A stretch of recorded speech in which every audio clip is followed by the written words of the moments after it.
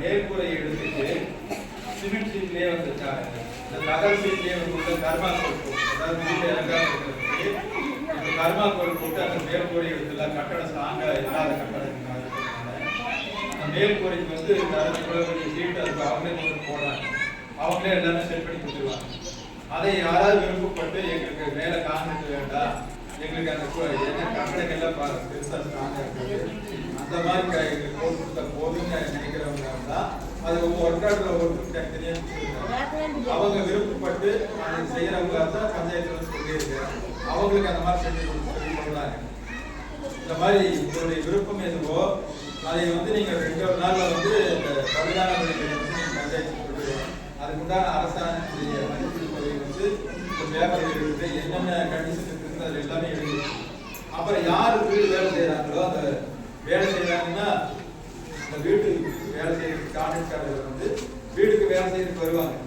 அவங்க கிட்ட உங்களுக்கு உண்டான தேவையில அந்த வீடு எங்கெங்க பழுதா இருக்குது அதெல்லாம் கொத்தியோட சொல்லி எங்கெங்க டேமேஜ் இருக்குது நீங்களே இருந்து அந்த பணிகளை செஞ்சுக்கணும்.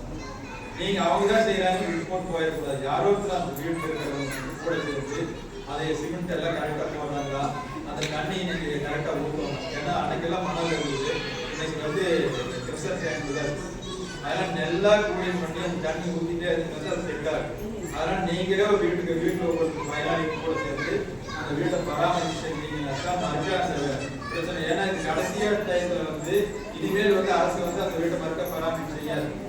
அதனால கவனமா நீங்க இந்த முறை செய்யற வீடுல இப்ப கொடுக்காதவங்களுக்கு அந்த மாதிரி பண்ணிருக்கு. ஏன்னா நீங்க ஒரு வீடு வேலை செய்யறப்போ நீங்க அங்க போய் பாருங்க செய்யறவங்க எப்படி செய்யறாங்க.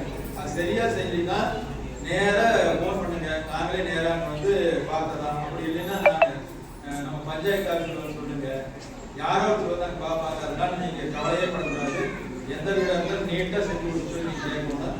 அதை நீங்க கூட இருந்து வேலை செய்யணும். யாரோ வந்து செய்யறாங்க கவர்மெண்ட் செஞ்சு நீங்க நினைக்காதீங்க. உங்களுடைய வீடு நீங்களே இணைந்து செஞ்சாதான் அந்த வீடு நல்லா இருக்கு அப்படின்னு சொல்லிட்டு இந்த அரசாங்கத்துக்கு ஒவ்வொரு பேரை வந்து படிச்சு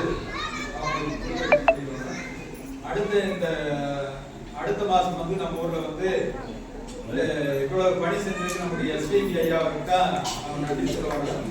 இந்த ஒரு மாசத்துல வந்து இந்த குடிநீர் திட்டம் வந்து ஒரு மாசம் நிறைவேற்ற பிறகு நம்ம எஸ்பிபி ஐயாவை வந்து நம்ம சங்கப்படைக்கு கூட்டிட்டு வந்து இந்த இடத்துல வந்து அவருக்கு பாராட்டுகளை வைக்க போறோம். அதுக்கு நீங்க இங்க வந்த மாதிரி நம்மளுக்கு ஏதாவது வராத வீடுகளை போய் சொல்லி அந்த தடைக்கு தகவல் கொடுப்போம். அவருக்காக நீங்க எல்லாரும் ஒரு வீடு தவறாம நம்ம ஊருக்கு சங்கப்படைக்கு வந்து ஏன்னா நம்ம ஊர்ல ஒரு பிறந்திருக்கிறதுனாலதான் சங்கப்படைக்கு நாங்கள் எஸ்பிபி சொல்றதுனாலதான் நிறைய பேருக்கு நம்ம சங்கப்படைக்கு எந்த ஒருமே எஸ்பிபி அப்படின்னு ஒரு காரணம். அதுக்கு மேல அவர் நம்ம சங்கப்படைக்குன்னா நம்ம இருக்கிறதுனால என்ன உதவி வேணாலும் செஞ்சு கொடுக்குற ஒரு மனசை கொடுத்துருக்காரு. அவருக்கு எல்லாம் இந்த நேரத்தில் நன்றி தெரிவிச்சுட்டு வர்ற ஒரு மாசத்துல அவர் நம்ம இங்க கூட்டிட்டு வர போகலாம். அவருக்கு இங்க ஒரு பாராட்டுலாம் வீட்டுல வராம எல்லாரும் வந்து இருந்து அவர் ஆசீர்வாதம் பண்ணி இன்னும் அவர் நிறைய நல்ல 100 வயசுக்கு மேல இருக்கணும், நம்ம ஊருக்கு நிறைய செய்யணுங்கிற நேரத்தில் தெரிவிச்சுட்டு இந்த ஒவ்வொரு பயனாளிகளை அவங்க கூப்பிடுறாங்க. யார் இங்க வந்திருக்கிறாங்களோ அவங்க வந்து இந்த விண்ணப்பங்களை வாங்கிக்கலாம்.